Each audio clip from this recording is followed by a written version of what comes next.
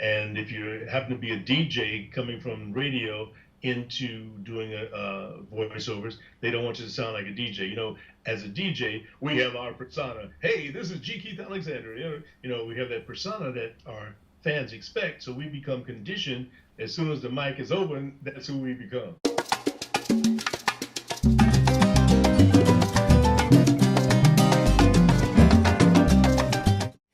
Senster, if you're looking for acting tips, industry insights, interviews, or just life lessons, you have come to the right place. Today, I am just elated to introduce to you one of America's premier voiceover artists, as well as announcer, disc jockey, TV personality, actor, print model, master voiceover coach. I want you to know that his voice has been featured on more than 1,000 national spots. He's been on television doing promos and narration campaigns, all using his voice. How impressive is that? And since the 70s, he has been a staple of New York radio. He is currently preparing to launch his multi-platform network, Harlem America. Please help me welcome Mr. G. Keith Alexander. Hey, G. Keith, how are you? I'm doing great. Wow.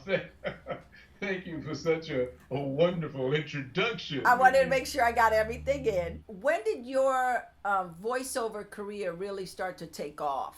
My voiceover career, it started, like I told you, with Dark and Lovely, and then I would get a little something here and a little something there.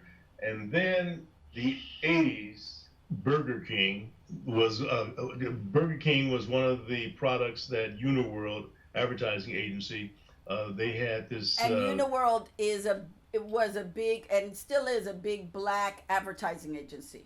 Right. They got the account, and it was a $30 million account. Wow. And they called me in, and they asked me to audition. And so I beat out everybody else. I got the account. They gave me this $30 million voiceover account.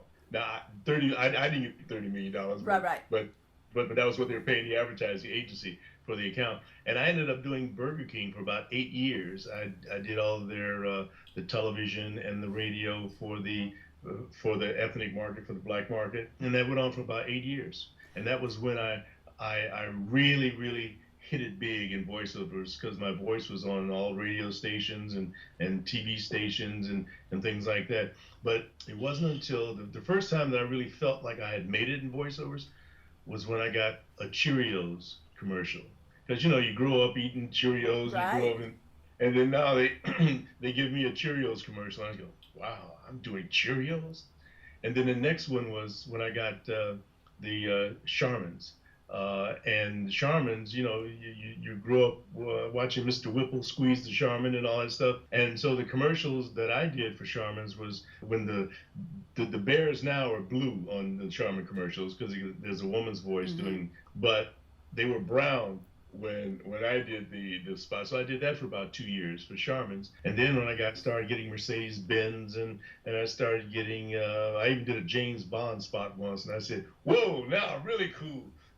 So it just continued to escalate, and I've been blessed. You, after doing so many of them and becoming such a well-known voice, decided you were going to teach people and have a workshop. Why did you decide that? Because you didn't really need to do that. You were doing radio, you were doing voiceovers, you were acting. You were emceeing. You were doing a lot of other things, but what made you want to give back? Because to me, that's a form of giving back. Well, that's, Lydia, that's kind of how I saw it.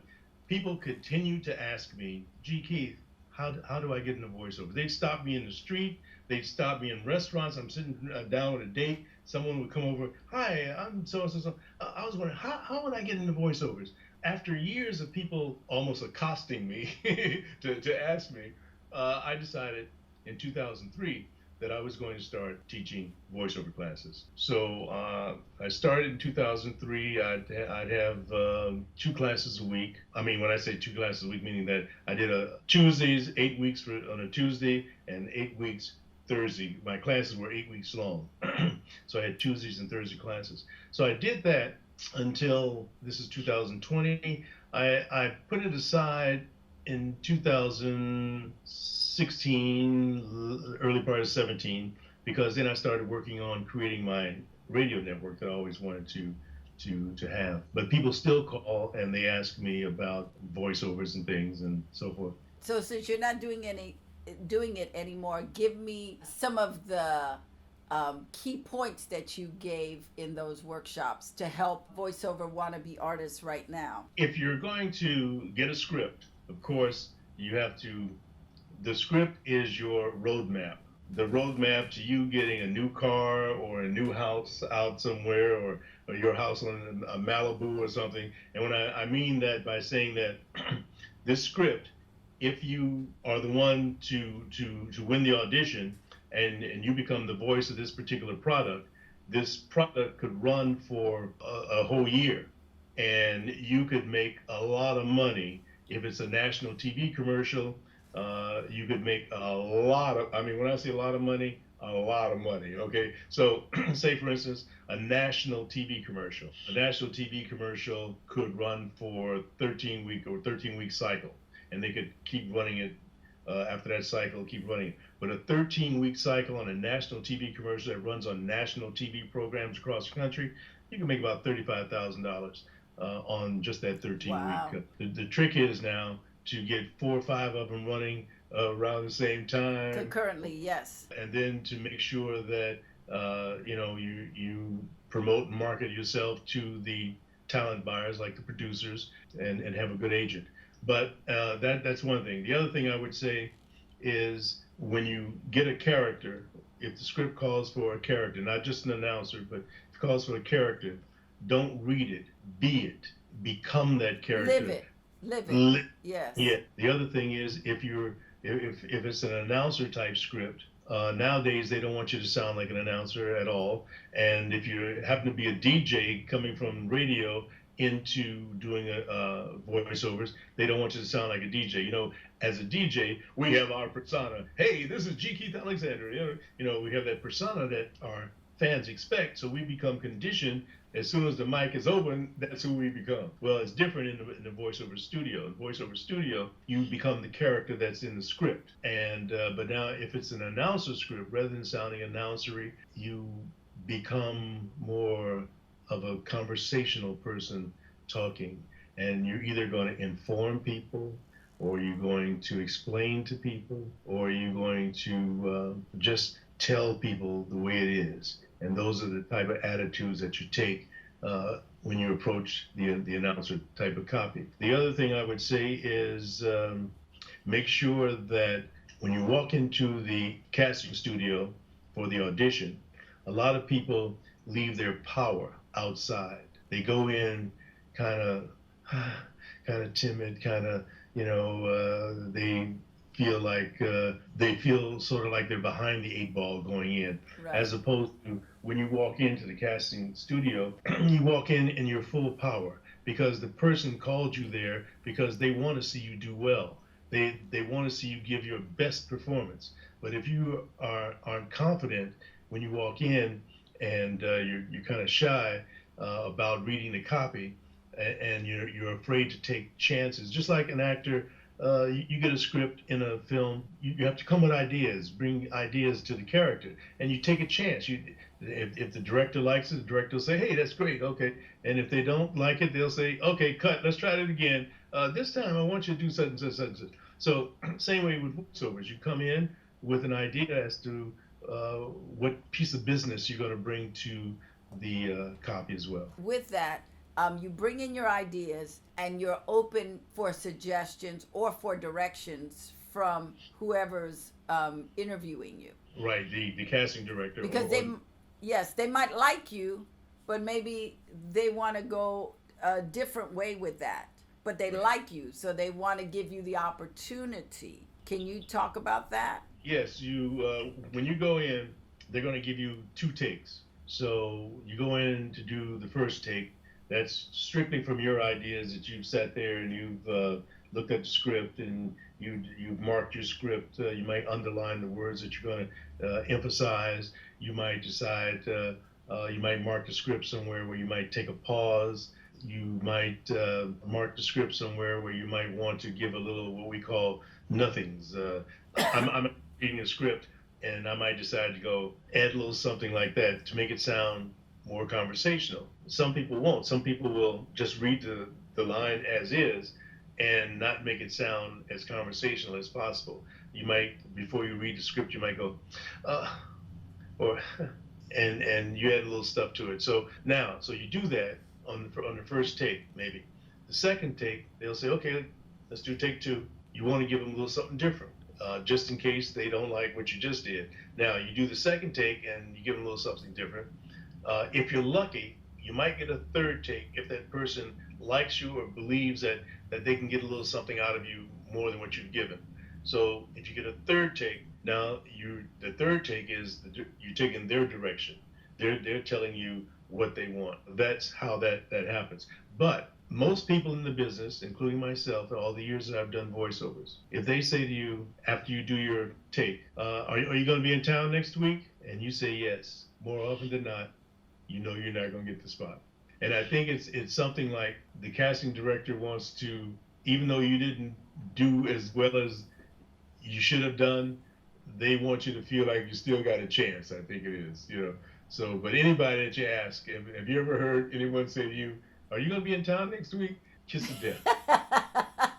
I've never heard that, but that's hilarious. Usually, thanks for coming in. That's when you know you didn't get. Thanks for coming in. Thanks for coming all the way here. Oh hell no, it's not yours.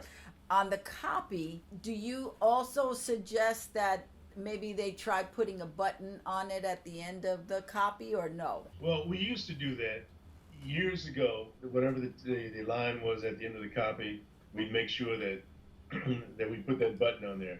But now, because everything is so conversational, it's not really a button anymore. It's just sort of like trailing off at the end of the copy.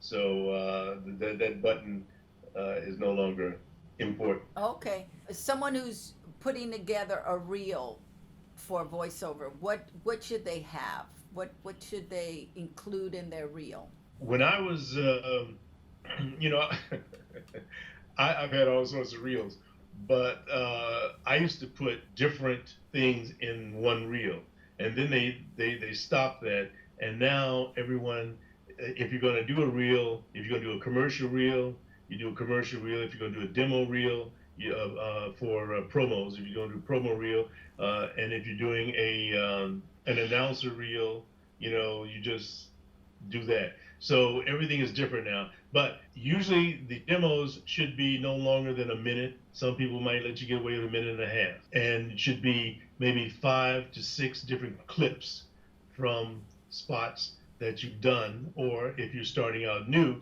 you get some copy and you go to a place after you've rehearsed the copy enough and you let them record you doing all 6 of the spots completely, and then the editor will sit there and decide on which sentences or which partial sentences to include on the demo.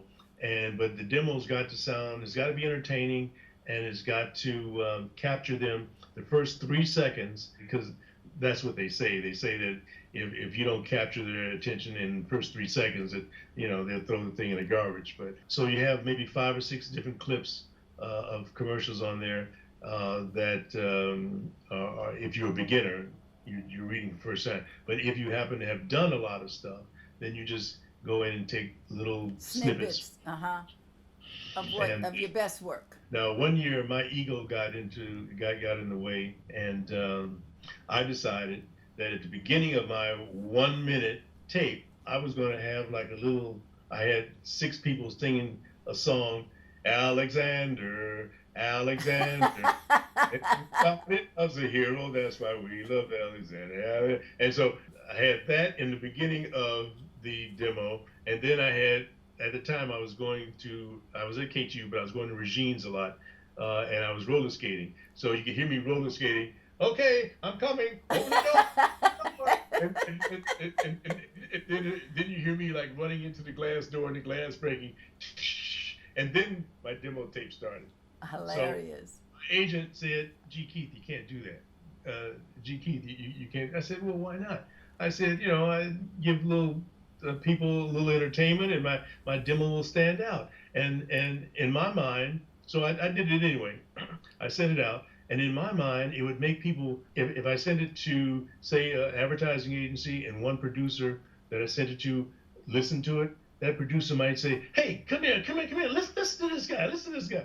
You would call in some other producers to hear, who does this guy think he is? But they'd hear my demo nonetheless. So it worked out, I made a lot of money that year because I used that technique. As a voiceover artist, do you send your demo to agencies and producers yourself, or do you let the agent submit you? Well, How does the job hunting look when you're doing voiceovers?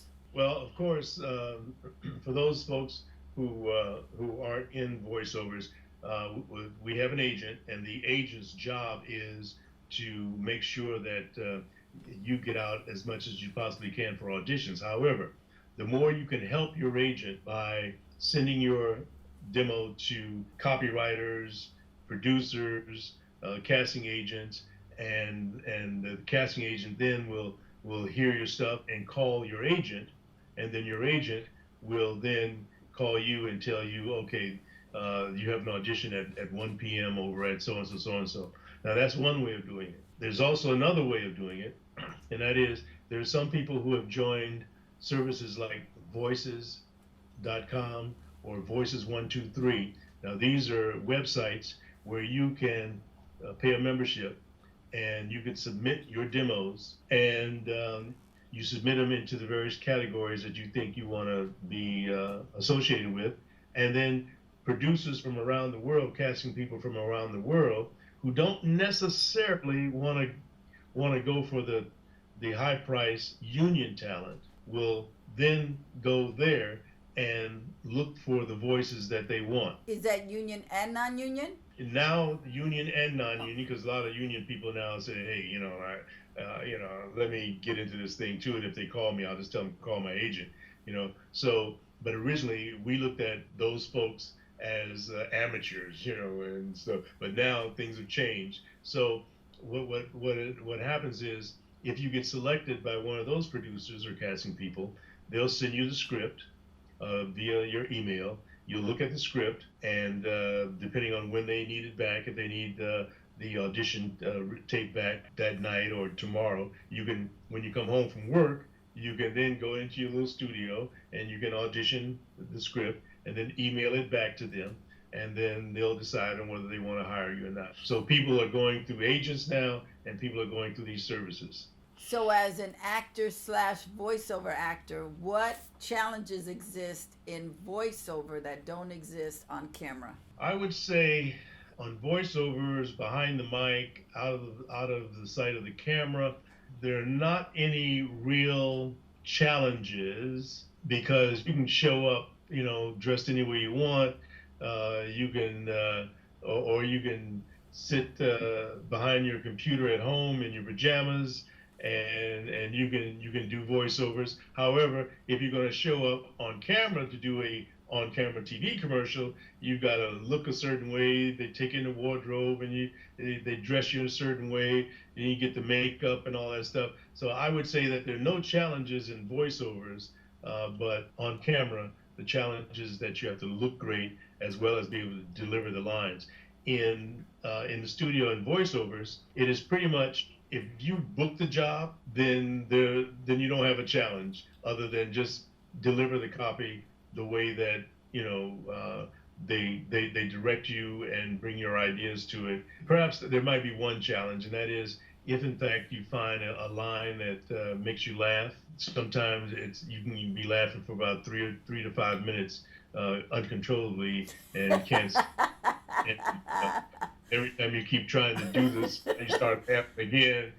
So that can delay stuff and cost people money too. Is voiceover work a good alternative for people who want to be serious actors? I'd say yes, and I'd say no. I say yes because now that you have to become more of an actor doing voiceovers, it's not just the announcer stuff. That helps you to develop your acting skill.